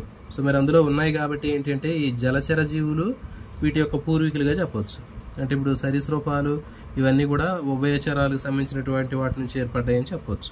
సో ఇదంతా ఎక్స్ప్లెనేషన్ పార్ట్. దీంట్లో మీకు ఇక్కడ అడగాల్సినటువంటి బిట్ ఏంటి అంటే గ్రసని మొప్ప చీలికలు దేని నుంచి వస్తాయని అడుగుతారండి. ఇది మాత్రం ఇంపార్టెంట్. బాహ్య అంతఃత్వచం నుంచి ఏర్పడతాయి. నెక్స్ట్ పాయుపర పుచ్చము, తోక. సకశేరుకాల్లో పుచ్చము పాయుకు పరభాగంలో పొడిగించబడి ఉంటుంది. ఇప్పుడు చెప్పాం కదా తోక లాంటిదని చెప్పాం కదా. ఇప్పుడు చేప తీసుకున్నాం అనుకోండి, చేపకి చివరి భాగంలో మనకి తోకలాగా కనిపిస్తూ ఉంటుంది ఇట్లా. సో ఇది పాయు పరపుచ్చం అని చెప్తారు, పోస్ట్ యానల్ టెయిల్. ఇప్పుడు కోతుల్లో తోక ఉంటుంది, అది కూడా తోకే. తర్వాత మనకి క్షీరదాలు తీసుకున్నట్లయితే మనకి ఆవులు, గేదెలు, మేకలు ఇవన్నీ వాటిలో కూడా తోక ఉంటుంది. అదేంటంటే పాయు పరపుచ్చం అంటారు, పోస్ట్ యానల్ టెయిల్ అంటారు. అంటే యానస్ తర్వాత ఉంటుంది, ఇది ఇక్కడ యానస్ రంధ్రం తర్వాత ఉంటుంది. సో దాన్ని ఏమంటున్నారంటే పాయు పరపుచ్చం అని చెప్తున్నారు. పాయుకు పరభాగం పొడిగించబడి ఉంటుందని చెప్పాము. చాలా జాతులు పిండాభివృద్ధిలో చివరి దశలో ఏర్పడిద్దండి. ఇది చివరి దశలో ఇది అదృశ్యం అవుతుంది. చాలా వరకు వీటిలో అదృశ్యమైపోతుంది చివరి దశలో. తర్వాత అస్థిపంజర మూల పదార్థాలు, కండరాలు దీంట్లో కనిపిస్తూ ఉంటాయి. అయితే దీనిలో శరీర కుహరము, అంతరాంగ అవయవాలు అనేవి ఉండవు. ఇది ఇంపార్టెంట్ అండి. అంటే ఇప్పుడు ఫర్ ఎగ్జాంపుల్ మనకి తోక ఉంది, ఒక ఏనుగు తోక కానీ లేదా పశువు తోక తీసుకున్నట్లయితే ఆ తోకలో వెన్నుముక ఉంటుంది కానీ దాంట్లో శరీర కుహరం అనేది ఉండదు, అంతరాంగ అవయవాలు అనేవి కూడా ఉండవు. సో ఇది జలచర జీవుల్లో ముందుకు కదలడానికి తోక ఉపయోగపడింది. ఫర్ ఎగ్జాంపుల్ చేపలో ఉన్నటువంటి తోక ఉంది, అది నీళ్ళలో ఎదడానికి ఉపయోగపడింది. కంగారు లాంటి జంతువులు తీసుకుంటే దాంట్లో సమతుల్య అవయవంగా అంటే మూడో కాళ్ళలాగా పనిచేస్తుంది, బ్యాలెన్సింగ్ కోసం ఉపయోగపడింది. తర్వాత కార్డేట్లో డ్యూటిరోస్టోమియా స్థితి ఉంటుంది. చెప్పాం కదా, అంటే ఏంటి ప్రోటిరోస్టోమియా అంటే ఆది అంతరంధ్రం నోరుగా మారితే దాన్ని ప్రోటిరోస్టోమియా అంటారు, పాయుగా మారితే దాన్ని డ్యూటిరోస్టోమియా అని చెప్తారు. సో కాబట్టి ఆది అంతరంధ్రం నోరుగా మారేటటువంటివి ప్రథమ ముఖదారులు అని చెప్పాం కదా. ఆది అంతరంధ్రం నోరుగా మారితే ప్రోటోస్టోమ్స్, అనిలేడా, ఆర్ద్రోపోడా, మలస్కా, అవి ప్రోటోస్టోమ్స్, ఆది అంతరంధ్రం నోరుగా మారిద్ది. తర్వాత డ్యూటిరోస్టోమ్స్ అంటే ఆది అంతరంధ్రం పాయువుగా మారిద్ది. మరి పాయువుగా మారే డ్యూటిరోస్టోమ్స్లో ఎకైనోడర్మేటా, కార్డేటా. సో కాబట్టి ఇక్కడ మనకి ఇది డ్యూటిరోస్టోమ్ జీవులు కార్డేటాలు. వ్యాసార్థ సౌష్టం ఉంటుంది. తర్వాత అనిర్ధారిత విదళనాలు ఉంటాయి. తర్వాత ఆంత్ర శరీర కుహరానికి కలిగి ఉంటుంది. ఇవి పాయింట్లు ఇంపార్టెంట్ అని గుర్తుపెట్టుకోండి. వ్యాసార్థ, అనిర్ధారిత విదళనము, ఆంత్ర శరీర కుహరము. ఈ క్రింది వాటిలో కార్డేటా జీవుల లక్షణాన్ని గుర్తించండి అంటే వ్యాసార్థ సౌష్టం ఉంటుంది, అనిర్ధారిత విదళనాలు ఉంటాయి పిండంలో, తర్వాత ఆంత్ర శరీర కుహరానికి కలిగి ఉంటుంది ఇది. తర్వాత ఇంకా ఇతర కార్డేటా జీవులు తీసుకున్నట్టయితే దీంట్లో మనకి ఇవన్నీ కూడా ద్విపార్శ్వ సౌష్టం కలిగి ఉంటాయి. త్రిస్తరిత జీవులు అవయవస్థాయి ఉంటుంది, ఇది ఖండీబాన్ ఉంటుంది. తర్వాత ఇంకా మనకి సైజోసిలిక్ శరీర కుహరం ఉంటుంది, ఆహారనాళం ఉంటుంది, బంధిత రక్త ప్రసరణ వ్యవస్థ ఉంటుంది. తర్వాత దీంట్లో ఇది ఇంపార్టెంట్ అండి, పాస్పోక్రియాటిన్, ఇది కండర పాస్పోజనం ఉంటుంది, ఇంపార్టెంట్. ఇది కార్డేటా జీవుల్లో ఉండేటటువంటి కండర పాస్పోజన్ ఏది అంటే పాస్పోక్రియాటిన్, ఇంపార్టెంట్. సో ఇది గుర్తుపెట్టుకోండి, ఇవన్నీ కూడా జనరల్ క్యారెక్టర్స్. సో ఇది ఇంపార్టెంట్. కార్డేటా జీవుల్లో ఉండేటటువంటి కండర పాస్పోజన్ ఏది అంటే పాస్పోక్రియాటిన్ అని చెప్తారు. అంటే ఇది శక్తిని ఉత్పత్తి చేసేటటువంటి పదార్థం, ఇది కండర సంకోచం. సో ఇవండి. తర్వాత ఇక్కడ మనకి కార్డేటాలో 3 ఉపవర్గాలు ఉంటాయని చెప్పాము. యూరో కార్డేటా, దీన్ని ట్యూనికేట్స్ అంటారు. యూరో కార్డేటా జీవులకి ఇంకో పేరు ఏంటంటే ట్యూనికేటా అంటారు. అంటే వీటిలో ట్యూనిసిన్ అనేటటువంటి ఒక మందంగా చర్మం లాంటి నిర్మాణం ఉంటుంది వీటికి, అందుకే వీటిని ట్యూనికేట్స్ అంటున్నారు. గుర్తుపెట్టుకోండి, యూరో కార్డేటా జీవుల్లో చర్మం లాగా ఉన్నటువంటి ఒక మందమైనటువంటి తొడుగు ఉంటుంది, దాన్ని ఏమంటారంటే ట్యూనికేట్స్, ట్యూనిసిన్ అన్నారు. అది ఉంటే వాటిని ట్యూనికేటా జీవులు అని చెప్తున్నారు. నెక్స్ట్ సెఫలో కార్డేటా, పృష్ఠవంశం తోకలో ఉంటే యూరో కార్డేటా, అది లార్వా దశలో ఉంటుంది. తర్వాత పృష్ఠవంశం అనేది శరీరం మొత్తం ఉండి తలలోకి విస్తరించి ఉంటే దాన్ని సెఫలో కార్డేటా అన్నారు.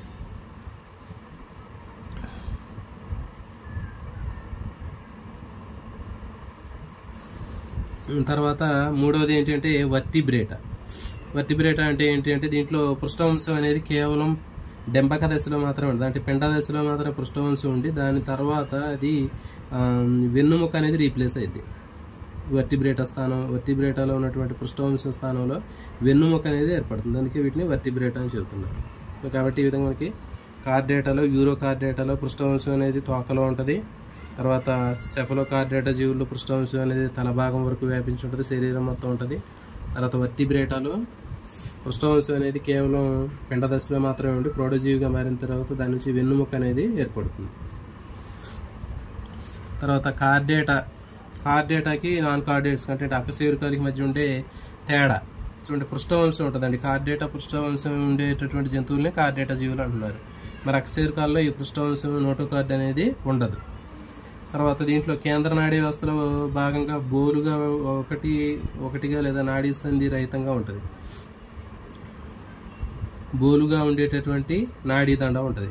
దీంట్లో కేంద్ర నాడీ వ్యవస్థలో ఉదర భాగంలో ఉంటుందండి, గుర్తుపెట్టుకోండి. అకశేరుకాల్లో ఉదర నాడీ దండం ఉంటుంది, దీంట్లో పృష్ఠ భాగంలో ఉంటుంది.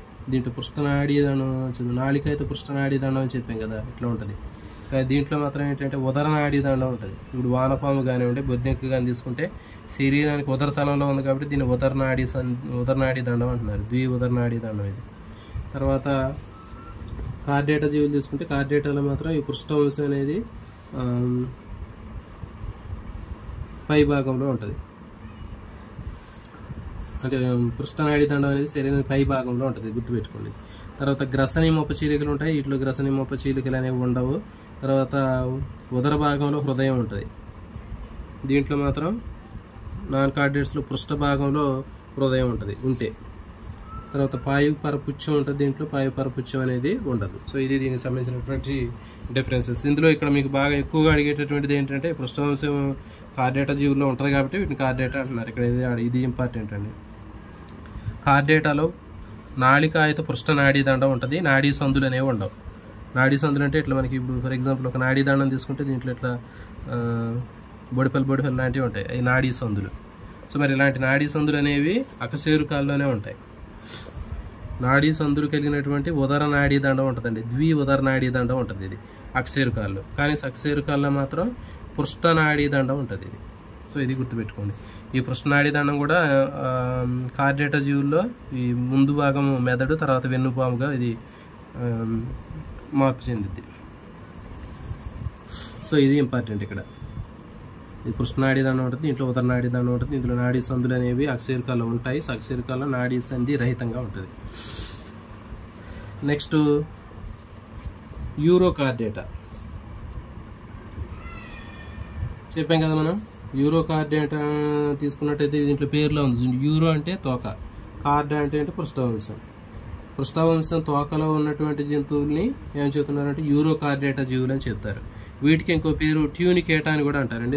ఎందుకంటే చెప్పాము మనం, వీటికి చర్మం లాంటి ట్యూనిసిన్ అనేటటువంటి పదార్థం అనేది శరీరానికి కప్పుతూ ఉంటుంది. మనకి స్కిన్ చర్మం శరీరాన్ని ఆవరించి చర్మం ఎట్లయితే ఉందో అట్లాగే వీటిలో కూడా ఒక ట్యూనిసిన్ అనేటటువంటి ఒక మందమైనటువంటి తొడుగు ఉంటుంది దానికి, అందుకే వీటిని ట్యూనికేటా అని చెప్తున్నారు. సో ఇవన్నీ కూడా సముద్రంలో నివసించేటటువంటి జంతువులేనండి. తర్వాత ఎక్కువ లోతుల వరకు ఉంటాయి. ఇవి వృంతరహితంగా ఉంటాయి. ఎగ్జాంపుల్ ఎసిడియన్స్. తర్వాత నీటిపైన తేలే విధంగా ఉంటాయి, సాల్ఫా డోలియోలో. సో ఇవి గుర్తుపెట్టుకోండి. యూరోకార్డేటాలో వృంతరహితమైనటువంటి జీవి ఏది అని అడుగుతారు. ఎసిడియన్స్ అంటే వీటికి ఎలాంటి కాడ లాంటిది ఉండదు, వృంతరహిత జీవులు. తర్వాత నీటిపై తేలే జంతువులు ఏవి అని అడుగుతారు, సాల్ఫా డోలియోలో. ఇవి నీటి మీద తేలుతూ ఉంటాయి పైన. తర్వాత ఏకాంత జీవులు లేకపోతే సహనివేశ జీవులు ఉంటాయి వీటిలో. ఏకాంత జీవులు అంటే ఒంటరిగా ఉంటాయి ఇవి. ఎసిడియన్ అనేది ఏకాంత జీవి అండి, గుర్తుపెట్టుకోండి. నెక్స్ట్ సహనివేశ జీవి ఏది అంటే పైరోజోమా. ఇది ఇంపార్టెంట్, గుర్తుపెట్టుకోండి. ఇవి రెండు చాలా చాలా ఇంపార్టెంట్. యూరోకార్డేటాలో ఉన్నటువంటి ఏకాంత జీవిని గుర్తించండి అంటాడు. ఏకాంత అంటే ఇక్కడ ఎసిడియన్ గుర్తుపెట్టుకోండి. ఏకాంతాలో మనకి ఏ అంటే ఎసిడియన్ గుర్తుపెట్టుకోండి. నెక్స్ట్ యూరోకార్డేటాలో ఉన్నటువంటి సహనివేశ జీవి. సహనివేశ జీవి అంటే ఇవి సమూహాల్లాగా ఉంటాయి, గుంపులుగా ఉంటే వాటిని సహనివేశం అంటారు. ఎగ్జాంపుల్ పైరోజోమా. ఫైరింగ్ జరిగింది అనుకోండి, ఏమైతే అందరూ గుంపులుగా వస్తారు కదా అక్కడికి. సో అది గుర్తుపెట్టుకోండి. సహనివేశ జీవి ఏది అంటే పైరోజోమా, ఇంపార్టెంట్ ఇది. యూరోకార్డేటా సంబంధించినటువంటి సహనివేశ జీవిని గుర్తించండి అంటాడు, పైరోజోమా. ఫైరింగ్ జరిగినప్పుడు అందరూ కూడా గుంపులుగా సహనివేశంలాగా కనిపిస్తుంటారు కాబట్టి అది గుర్తుపెట్టుకోండి. నెక్స్ట్ దీంట్లో ఎలాంటి ఖండితాలు అనేవి ఉండవు. సెల్యులోజ్ అనేటటువంటిది మిగతా జంతువుల వలె కాకుండా కంచుకొంతోటి ఆవరించబడి ఉంటుంది. సో దీంట్లో చెప్పాం మనం యూరోకార్డేటా జీవులని ట్యూనికేటా అని కూడా చెప్పాం. అంటే దీంట్లో చర్మం ఒక ట్యూనిసిన్ అనేటటువంటి పదార్థంతో తయారైద్దని చెప్పాం. దాన్ని టెస్ట్ అని కూడా అంటారండి, కంచుకొంతో తయారైద్దని చెప్పాం. సెల్యులోజ్ మిగతా జీవుల్లో ఉండేటటువంటి విధంగా కాకుండా సెల్యులోజ్ ఉంటుంది దీంట్లో. తర్వాత ఒక మందమైనటువంటి కంచుకంలాగా ఉన్నటువంటి తొడుగు ఉంటుంది. సో దీన్ని ఏమంటారంటే టెస్ట్ అని చెప్తారు, ట్యూనిసిన్ లేదా టెస్ట్ అంటారు. ఆ ట్యూనిసిన్ అనేటటువంటిది ఉంది కాబట్టి వీటిని ట్యూనికేటా అంటున్నారు. తర్వాత దీంట్లో శరీర కుహరం అనేది వీటిలో ఉండదు.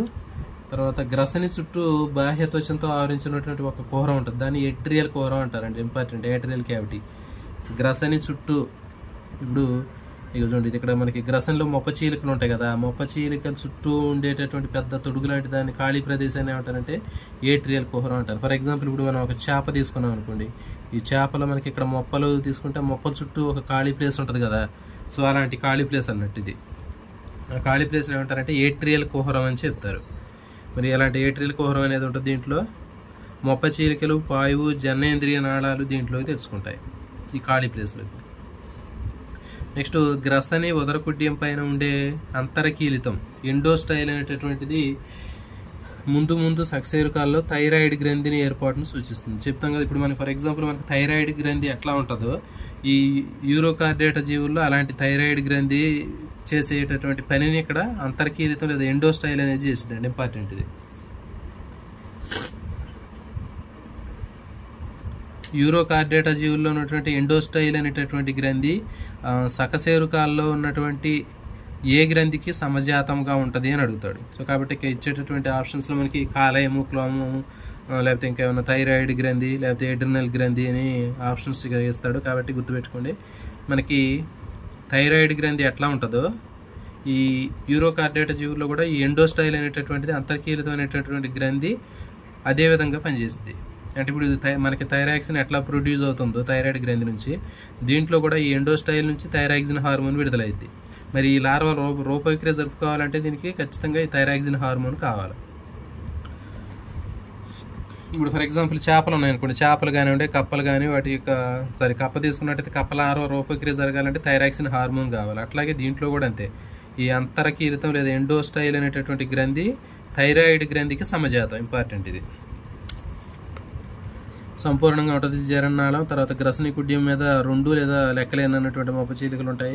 వివృత రక్త ప్రసరణ వ్యవస్థ ఉంటుంది. ఇది ఇంపార్టెంట్, గుర్తుపెట్టుకోండి. యూరోకార్డేటా జీవుల్లో ఉండేటటువంటి రక్త ప్రసరణ వ్యవస్థ ఏది అంటే ఓపెన్ టైప్ ఆఫ్ సర్క్యులేషన్ ఉంటుంది యూరోకార్డేటాలో. హృదయం గొట్టంలాగా ఉంటుంది, ఉదర భాగంలో ఉంటుందండి. నెక్స్ట్ రక్త ప్రవాహాన్ని ఏకాంతరంగా వ్యతిరేక దిశల్లో ప్రవహిస్తూ ఉంటుంది. దీనికి ఇంపార్టెంట్ ఇది. ఆల్టర్నేటివ్ అంటే ఒకసారి ముందుకి ఒకసారి వెనక్కి వ్యతిరేక దిశల్లో ప్రయాణిస్తూ ఉంటుంది. రక్తము ఏకాంతరంగా వ్యతిరేక దిశల్లో ప్రవహించేటటువంటి రక్తము దేనిలో ఉంటుంది అని అడుగుతారు. యూరోకార్డేటా, సెఫలోకార్డేటా, వర్టెబ్రేటా మూడిట్లో మనకి యూరోకార్డేటాలో ఉంటుంది. అట్లా ఆల్టర్నేటివ్గా రివర్స్లో బ్లడ్ ఫ్లోటింగ్ జరిగింది దీంట్లో. తర్వాత నాడీ వ్యవస్థ తీసుకున్నట్లయితే ప్రౌఢజీవుల్లో ఒక పృష్ఠ నాడీ సంధి లాగా మనకు కనిపిస్తూ ఉంటుంది. చూడండి, ఇది పృష్ఠ నాడీ సంధి అంటే ఒక నాడీ సంధి లాగా కనిపిస్తూ ఉంటుంది దీంట్లో. ఇది ఇంపార్టెంట్, గుర్తుపెట్టుకోండి. నాడీ వ్యవస్థ అంటే ఫర్ ఎగ్జాంపుల్ ఇప్పుడు మనకి నాడీ వ్యవస్థ మొత్తం కంప్లీట్గా ఉంటుంది, మెదడు వెనుక ఉంటుంది. కానీ దీంట్లో ఏంటంటే నాడీ వ్యవస్థకు సంబంధించి కేవలం ఒక ఎట్లా కనిపిస్తుంటుంది, ఒక నాడీ సంధిలాగా, ఒక బొడిపిలాగా కనిపిస్తూ ఉంటుంది ఇది. తర్వాత ఇవన్నీ కూడా ద్విలింగ జీవులు అండి. ఇది ఇంపార్టెంట్. ఇది యూరోకార్డేటా జీవులు అనేవి బైసెక్సువల్ ఆర్గాన్స్. ఇవన్నీ కూడా స్త్రీ పురుష ప్రతిపత్తి వ్యవస్థలు 2 కూడా దీంట్లోనే కనిపిస్తూ ఉంటాయి. మరి వీటిలో దీని యొక్క అభివృద్ధి దశ తీసుకుంటే దీంట్లో టాడ్పోల్ లార్వా ఉంటుందండి. చాలా చాలా ఇంపార్టెంట్. ఎసిడియన్ టాడ్పోల్ లార్వా అంటారు. కప్పల్లో ఉండేటటువంటి లార్వా అని ఏమంటారంటే మనకి దీంట్లో ఉండేటటువంటి లార్వా, యూరోకార్డేటాలో ఉన్నటువంటి లార్వాని ఎసిడియన్ టాడ్పోల్ లార్వా అంటారు. అంటే వీటిని ఎసిడియన్స్ అని చెప్పాం కదా. సో ఎసిడియన్స్ లేకపోతే యూరోకార్డేటా జీవుల్లో ఉండేటటువంటి లార్వాను ఎసిడియన్ టాడ్పోల్ లార్వా అంటారండి. ఇంపార్టెంట్. ఇది వచ్చి మనకి కప్ప టాడ్పోల్ లార్వా లాగా కనిపిస్తూ ఉంటుంది. తర్వాత దీంట్లో డెంబకంలోనే తోక భాగంలో మనకి బోలుగా ఉన్నటువంటి నాడీ దండం తోకకు మాత్రమే పరిమితమై ఉంటాయి. ఇప్పుడు ఫర్ ఎగ్జాంపుల్ ఈ ఎసిడియన్ టాడ్పోల్ లార్వా ఎట్లా ఉంటుంది, ఈ ఎసిడియన్ టాడ్పోల్ లార్వాలో ఇది తల అనుకుందాం, ఇది తోక. ఈ పృష్ఠవంశం అనేటటువంటిది ఇది. ఈ పృష్ఠవంశం అనేటటువంటిది కేవలం తోక భాగంలో మాత్రమే కనిపిస్తూ ఉంటుంది. తర్వాత దీనికి పైన నాడికైతే పృష్ఠ నాడి దండం, కింద ఆహార నాళం కనిపిస్తూ ఉంటాయి. సో ఇది ఇంపార్టెంట్, గుర్తుపెట్టుకోండి. యూరోకార్డేటా జీవుల్లో పృష్ఠవంశం అనేది ఎక్కడ ఉంటుంది అంటే తోకలో ఉంటుంది. పేర్లు ఉంటుంది. యూరో అంటే తోకలో మాత్రమే ఉంటుంది. అది కూడా లార్వా దశలో మాత్రమే ఉంటుంది. ఆ లార్వా ఏది అంటే ఎసిడియన్ టాడ్పోల్ లార్వా. మరి ఈ లార్వా రూపవిక్రియ జరిగిన తర్వాత, ఈ తోకను కోల్పోయిన తర్వాత తోకలో ఉన్నటువంటి పృష్ఠవంశం అనేది ప్రౌఢజీవిలో ఉండదు అది. సో ఇది ఇంపార్టెంట్. ఎగ్జాంపుల్ ఎసిడియా, సాల్ఫా, డోలియోలం, పైరోజోమా, ఐకోఫ్లోరా. సో ఇది ఇంపార్టెంట్ అని గుర్తుపెట్టుకోండి. ఎసిడియన్స్ ఇది ఏకాంత జీవి. నెక్స్ట్ సాల్ఫా, డోలియోలం, పైరోజోమా అనేది సహనివేశ జీవి. ఇంపార్టెంట్. ఈ క్రింది వాటిలో యూరోకార్డేటా జీవిని గుర్తించండి అని అడుగుతాడు. ఎసిడియా, సాల్ఫా, డోలియోలం, పైరోజోమా, ఐకోఫ్లోరా. సో ఇవన్నీ కూడా ఎగ్జాంపుల్స్ చాలా చాలా ఇంపార్టెంట్, గుర్తుపెట్టుకోవాలి ఇవన్నీ కూడా. సో దీంట్లో మనకి ఎక్కువగా అడిగేటటువంటి బిట్ ఏంటంటే ఏకాంత జీవులు, సహనివేశ జీవులు అడుగుతారు. శరీరం మీద ఉండేటటువంటి తొడుగు లాంటి దాన్ని కంచుకోమంటారు, ఇంపార్టెంట్. ఎటరియల్ కుహరం ఉంటుంది. తర్వాత దీంట్లో ఎండోస్టైల్ అనేది ఇంపార్టెంట్, థైరాయిడ్ గ్రంథికి సమజాతం. ఓపెన్ టైప్ ఆఫ్ సర్క్యులేషన్ ఉంటుంది. తర్వాత దీంట్లో ఎసిడెంట్ ఆడ్హోల్ లార్వా ఉంటుంది. తర్వాత పృష్ఠవంశం అనేది కేవలం తోకలో మాత్రమే, లార్వా దశలో మాత్రమే కనిపించింది. ఎగ్జాంపుల్స్ ఇవి. సో ఈ పోర్షన్ ఇక్కడ చదువుకోండి. నెక్స్ట్ సెఫాలోకార్డేటా చెప్పామన్నా. సెఫాలోకార్డేటా అంటే సెఫాలో అంటే ఏంటి? తల, కార్డేటా అంటే పృష్ఠవంశం కలిగింది. కాబట్టి దీంట్లో సెఫాలోకార్డేటా జీవుల్లో పృష్ఠవంశం ఎక్కడ ఉంటుంది అంటే శరీరం మొత్తం ఉంటుంది, తల భాగం వరకు వ్యాపించి ఉంటుంది. ఇది చూడండి, పృష్ఠవంశం అనేది శరీరం మొత్తం అంటే కడ్డీలాగా ఉండి ఇది ముందుకు వచ్చేసి ఈ తల భాగంలో కూడా చివరి వరకు వ్యాపించి ఉంటుంది. అందుకే వీటిని సెఫాలోకార్డేటా అన్నారు. సెఫాలో అంటే ఏంటి? తల, తల ముట్టి చివరి భాగం వరకు వచ్చి ఉంటుందండి. ఇట్లా ఉంటే ఇది ఎక్కడి నుంచి మొదలైద్ది? శరీరం మొత్తం ఉండి ఈ తలలో ఉన్నటువంటి ముట్టె భాగం వరకు కూడా వచ్చి ఉంటుంది. అందుకే దీన్ని సెఫాలోకార్డేటా అంటున్నారు. ఇవి చూడడానికి చిన్నగా చేపల్లాగా ఉంటాయంటే ట్రాన్స్పరెంట్గా కనిపిస్తూ ఉంటాయి. తర్వాత వీటిలో ద్వంద్వ వాజాలు అనేవి ఉండవు. చెప్పాము, ద్వంద్వ వాజాలు అంటే ఉరోవాజము, శ్రోణివాజాలని ద్వంద్వ వాజాలు అంటారు. ఇవి దీంట్లో ఉండవు. తర్వాత వీటిని సాధారణంగా నమూనా సకశేరుకాలు అంటారండి. చాలా చాలా ఇంపార్టెంట్, ఇది గుర్తుపెట్టుకోండి. ఈ క్రింది వాటిలో ఏ జీవిని మనం నమూనా సకశేరుకం అని పిలుస్తారు అని అడిగితే మీకు గుర్తుపెట్టుకోండి. ఏది అంటే సెఫాలోకార్డేటాకు సంబంధించినటువంటి ఆంపియాక్సిస్. ఇది ఎగ్జాంపుల్ ఏంటంటే ఇది ఆంపియాక్సిస్. ఇది ఆంపియాక్సిస్ గుర్తుపెట్టుకోండి. ఆంపియాక్సిస్ అనేటటువంటిది మనకి సెఫాలోకార్డేటాకు సంబంధించినటువంటి జంతువులు. ఈ సెఫాలోకార్డేటాకు సంబంధించినటువంటి జంతువులు అన్నీ కూడా మనకి నమూనా సకశేరుకం అని ఎందుకు అంటున్నారంటే దీంట్లో కంప్లీట్గా ఉంటాయండి ఈ లక్షణాలు. అంటే ఒక కార్డేటాకు ఉండాల్సినటువంటి లక్షణాలు మొత్తం కూడా కలిగి ఉంది కాబట్టి దీన్ని నమూనా సకశేరుకం అంటున్నారు. మరి యూరోకార్డేటాను ఎందుకు అంటలేదు అంటే మరి యూరోకార్డేటాకు సంబంధించినటువంటి ప్రౌఢజీవి తీసుకుంటే దాంట్లో ఆ పృష్ఠవంశం అనేది కనిపించదు, కేవలం లార్వా దశలోనే ఉంటుంది. మరి సెఫాలోకార్డేటా తర్వాత వర్టిబ్రేటా తీసుకుంటే వర్టిబ్రేటాలో పిండ దశలో మాత్రమే ఉంటుంది, ప్రౌఢ దశలో వెన్నుముక అనేది ఏర్పడుతుంది. సో కాబట్టి కేవలం ఈ సెఫాలోకార్డేటాలోనే జీవితాంతం పృష్ఠవంశం ఉంది కాబట్టి వీటిని ఏమంటారంటే దాంతోపాటు మిగిలిన లక్షణాలన్నీ కూడా దీంట్లో ఉంటున్నాయి. అందుకే సెఫాలోకార్డేటాకు సంబంధించినటువంటి జీవుల్ని నమూనా సకశేరుకాలు అంటారండి. ఇది చాలా చాలా మోస్ట్ ఇంపార్టెంట్ పాయింట్. ఎగ్జాంపుల్ ఏంటంటే ఆంపియాక్సిస్ కూడా అడగచ్చు, బ్రాంకియోస్టోమా లేదా ఆంపియాక్సిస్. సో ఇది కూడా గుర్తించదు. ఈ క్రింది వాటిలో నమూనా సకశేరుకాన్ని గుర్తించండి అని అడిగితే బ్రాంకియోస్టోమా లేదా ఆంపియాక్సిస్, లాన్స్లెట్. ఇది ఇంపార్టెంట్.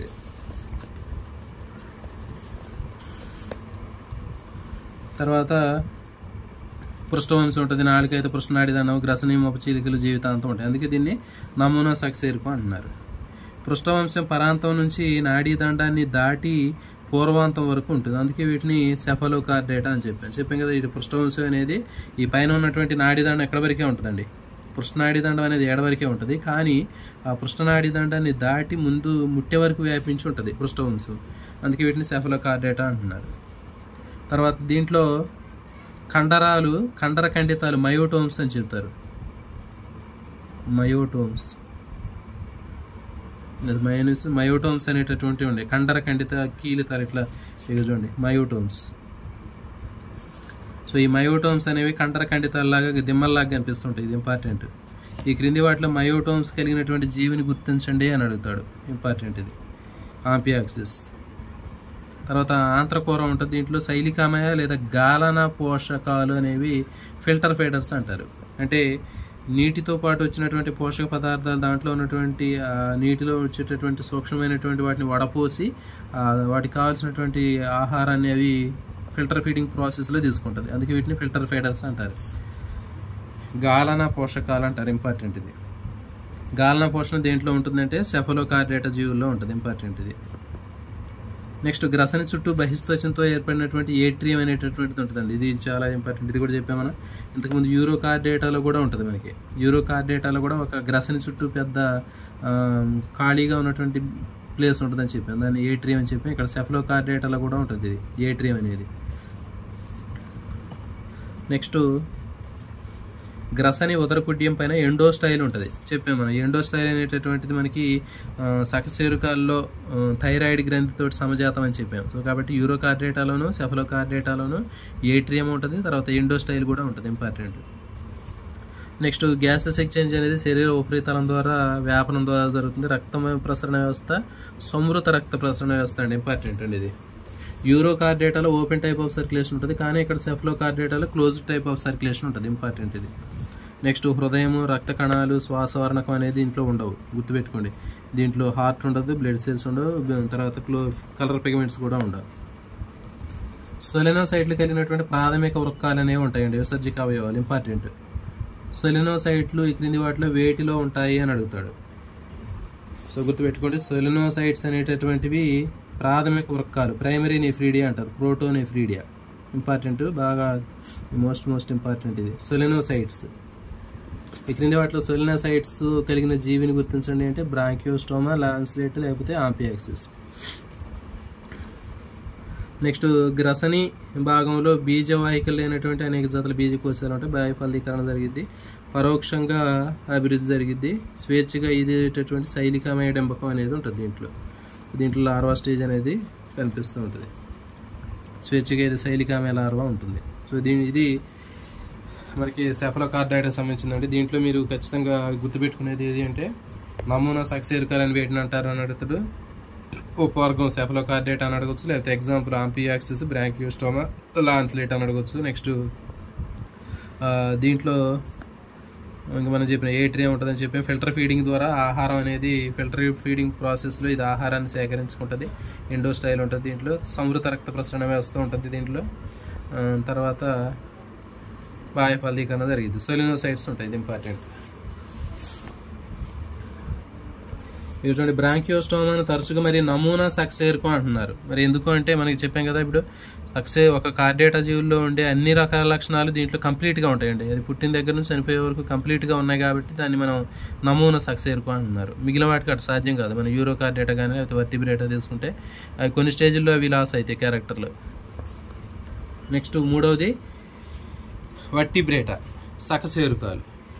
అంటే చెప్పాం కదా ఇక్కడ వర్టిబ్రేటా అని ఎందుకు అన్నారంటే పృష్ఠవంశం అనేది notochord is replaced with vertebral column, అందుకే దీన్ని వర్టిబ్రేటా అంటున్నారండి. వర్టిబ్రేటా అంటే ఏంటంటే వర్టిబ్రల్ కాలం అనేది, అంటే నోటోకార్డ్ అనేది దేంతో రీప్లేస్ అయింది అంటే వర్టిబ్రల్ కాలంతో రీప్లేస్ అయింది కాబట్టి వీటిని వర్టిబ్రేటా అని చెప్తున్నారు. తర్వాత వీటిని సకశేరుకాలు అని చెప్తున్నారు. ఓకే, తర్వాత వీటిని క్రేనియేటా అని కూడా అంటారు. మరి దీన్ని ఇక్కడ చూడండి, మనకి ఇక్కడ అర్థమైంది. వర్టిబ్రేటా తీసుకున్నట్లయితే యూరోకార్డేటా, సెఫలోకార్డేటా, తర్వాత వర్టిబ్రేటా. యూరోకార్డేటాలో మనకి ఎసిడియన్స్ ఉంటాయని చెప్పాం, సెఫలోకార్డేటాలో మనకి ఆంపియాక్సిస్ లాంటివి ఉంటాయని చెప్పాం. నెక్స్ట్ మూడవది ఏంటి, మూడవ వర్గం వర్టిబ్రేటా. ఈ వర్టిబ్రేటాలో 2 అధి విభాగాలు ఉంటాయండి, ఏ నేత, తర్వాత నేతోస్టోమేటా. అంటే ఏ జ్ఞాతస్ అంటే జ్ఞాతస్ అంటే దవడ లేకపోతే ఏ జ్ఞాత అంటారండి. తర్వాత దవడలు ఉన్నట్టయితే వాటిని జ్ఞాతోస్టోమేటా అంటారు, దవడలు ఉంటాయి. సో గుర్తుపెట్టుకోండి, వర్టిబ్రేటాలో ఏ అధి విభాగంలో ఉన్నటువంటి జీవుల్లో దవడలు ఉండవు అంటాడు ఏ జ్ఞాత. ఏ నేత అన్న ఏ జ్ఞాత, జీ సైలెంట్ అండి, జీ అనేది సైలెంట్, ఏ జిఎన్ఈటిహెచ్ అంటే ఏ నేత, ఏ జ్ఞాత. దీంట్లో మరి జీవించి ఉన్నటువంటివి ఏంటి అంటే సైక్లోస్టోమేటా. ఓకేనా, జీవించి ఉన్నవి సైక్లోస్టోమేటా, విలుప్తం చెందినవి ఆస్ట్రకోడర్మి. ఇది లేదు మన దగ్గర సిలబస్లో,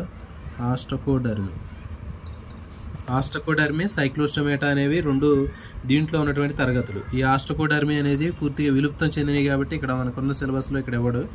తర్వాత జీవించి ఉన్నాయి మాత్రం మనకి సైక్లోస్టోమేటా. అంటే వీటిలో దవడలు ఉండవండి, అంటే ఇప్పుడు మనకి ఎట్లా దృఢమైనటువంటి దవడలు ఉన్నాయో ఆ దవడలు లేనటువంటి ఏంటి అంటే సైక్లోస్టోమేటా.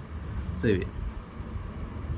నెక్స్ట్ జ్ఞాతోస్టోమేటా, దీంట్లో దవడలు అనేవి ఉంటాయండి. మరి ఇది జీవించి ఉన్నటువంటి దాంట్లో తరగతులు తీసుకుంటే కాండ్రిక్తిస్, మృదులాస్థి చేపలు అంటారు. నెక్స్ట్ రెండవది ఆస్ట్రిక్తిస్, అస్థి చేపలు, బోనీ ఫిషెస్. నెక్స్ట్ యాంఫీబియస్, ఉభయచరాలు, రెప్టీలియా, సరీసృపాలు, ఏవ్స్, పక్షులు, బర్డ్స్, మ్యామేలియా, క్షీరదాలు. సో ఇవి మనకి దీంట్లో ఉండేటటువంటి 6 తరగతులు.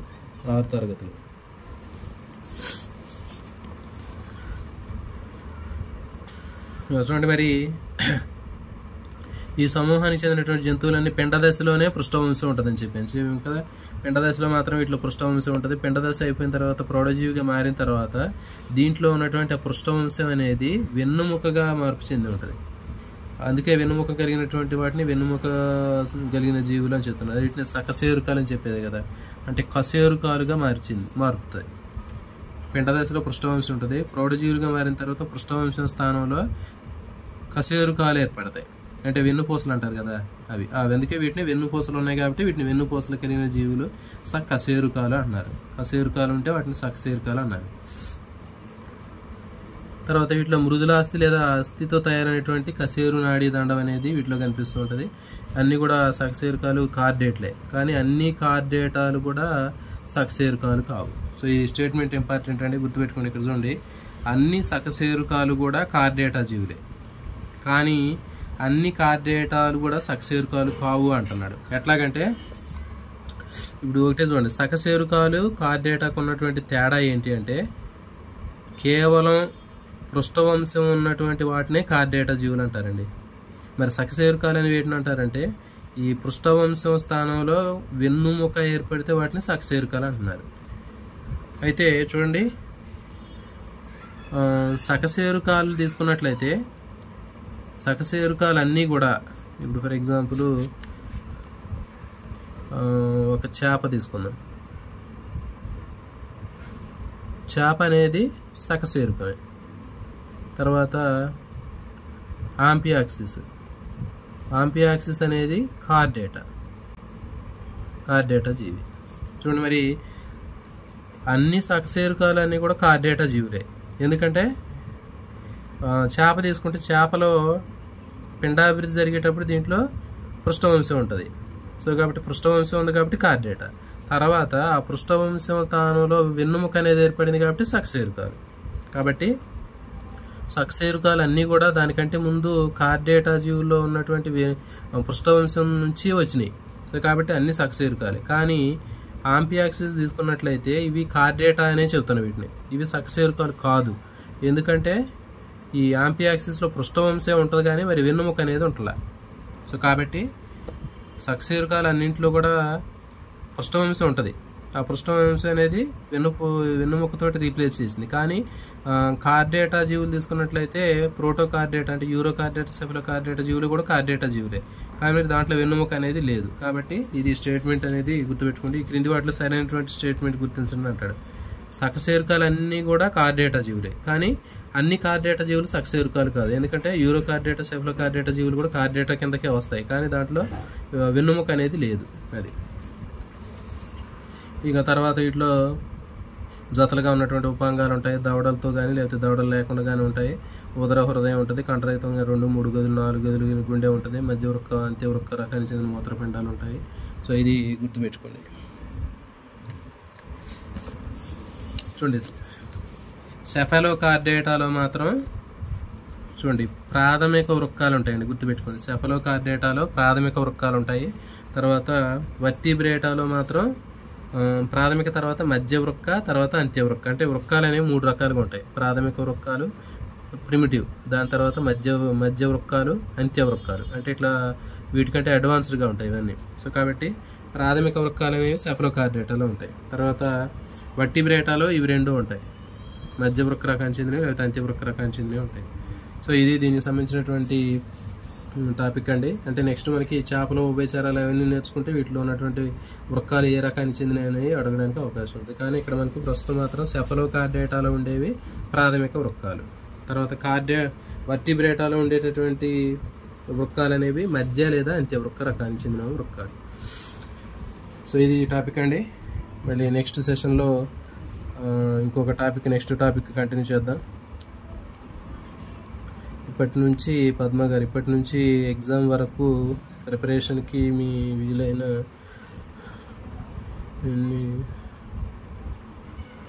సూచనలు ఇవ్వండి. సో తప్పకుండా అండి. అయితే ఈ మధ్య చాలా బిజీగా ఉండటం వల్ల మీకు లైవ్ చేయలేకపోతున్నాను. అంటే మ్యాక్సిమం ఇక్కడ నుంచి ఖాళీ ఉండకపోవచ్చు, చాలా తక్కువగా ఉన్నటువంటి టైం ఉంది. నేను హైదరాబాద్లోనే ఉన్నాను. ఒక పర్పస్లోనే ఇక్కడ ట్రైనింగ్లు, కొన్ని క్లాసులకు సంబంధించి వాటి కోసం నేను హైదరాబాద్ రావాల్సి వచ్చింది. సో సో అందుకనే మ్యాక్సిమం అవకాశం ఉంటే ఏదో సందర్భంలో చెప్పొచ్చు అనే ఉద్దేశంతో ఒక బుక్ కూడా తీసుకొచ్చాను. కాబట్టి అవకాశం ఉన్నప్పుడు ఖచ్చితంగా మీకు చెప్పడానికి అయితే ప్రయత్నం చేస్తానండి. అందరికి కూడా ఆల్ ది బెస్ట్. బాగా ప్రిపేర్ అవుతున్నానండి. వీలున్నప్పుడు నేను ఖచ్చితంగా మీకు లెసన్ చేయడానికి ప్రయత్నిస్తాను. నెక్స్ట్ సెషన్లో మళ్ళీ ఇంకో టాపిక్లో కలుద్దాం. Thank you for watching.